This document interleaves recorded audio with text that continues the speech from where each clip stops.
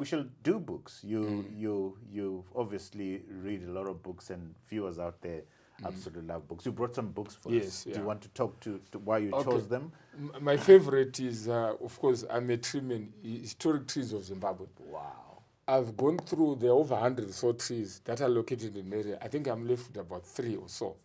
I love trees. I studied dendrology when I was doing forestry, which is identification of trees and so forth.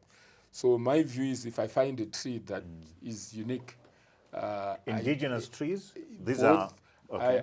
Both indigenous trees, exotics, I can identify them by name. So when you see mukwa, when you see baobab, you say that's a baobab tree. Yeah. I'll call it, it's Adonsonia digitata. So in my mind, when I studied dendrology, I had 100% score during that subject for every assignment. My mind just clicks in terms of what tree, where is it located, and what is its origin, botanical name, and so forth. Who wrote this book? This was sponsored by Kingdom Holdings. Kingdom Holdings, yeah. But it's unique in the sense that around Harare, if you follow this book, it will take you to these trees, how they came about, what's their name, who brought them into the country, and so forth. Are there many people who are as passionate about trees like you? In Zimbabwe? In Zimbabwe, maybe 3. I wouldn't want to mention their names you here. you are a species that should be protected, because we need to make sure that we continue to produce our indigenous trees. The other book? This one is the one launched by Professor Mtambara. It's called Design and Analysis of Control Systems. Ordinarily, it's an engineering book, but you and I were at the launch of that book. Yes. I think what amazes me, Professor Mtambara comes, he's talking about fourth revolution. And literally, for me, it's an appeal to the authorities to say, embrace this. Because despite where we are in terms of industrialization and so forth, you can actually leapfrog by using artificial intelligence, blockchain technology, to basically forget about what happened in the past and launch new industries. Yeah. Remember, there are new sectors that are coming in Zimbabwe that were never there before. And we can actually invest that education that we have, combined, it can give you a service or a product that is not there even in the current sector. That creates jobs that didn't exist. Exactly.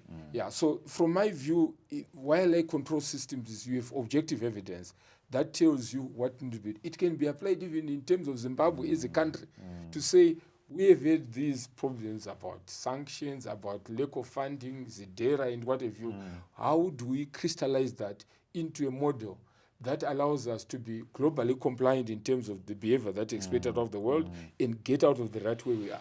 For me, as you recall, when I spoke, why don't we use people like Arthur Mtambara in enhancing our capacity as a nation, part of a think tank, part of policy formulation and so forth? We ought to use all Zimbabweans. I totally agree. He's one of those people that we should be using, and people like James Manyika.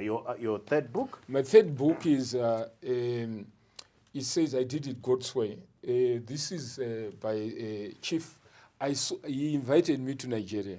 I was trying to buy lion match for myself. He used to own lion match, so he invited to Nigeria. I was impressed. I was impressed by the way he was structured, his beliefs, and how he organized himself. I spent a week in Nigeria. And the book is called I Did It God's Way, an autobiography by Sir Chief Bode Akindele, founder of Modondola Group. So this guy has ships, he has got his own port, he has got large companies, he was owning all the lion meat in South Africa, everywhere. So he's into all these things. And does he still own land meat? Yes. No, the current one, I think he doesn't anymore. Okay. He was trying to dispose it, but we had a bit of we agreed on a price. After my trip, he increased the price. So I said, oh, come on. No, it won't work here.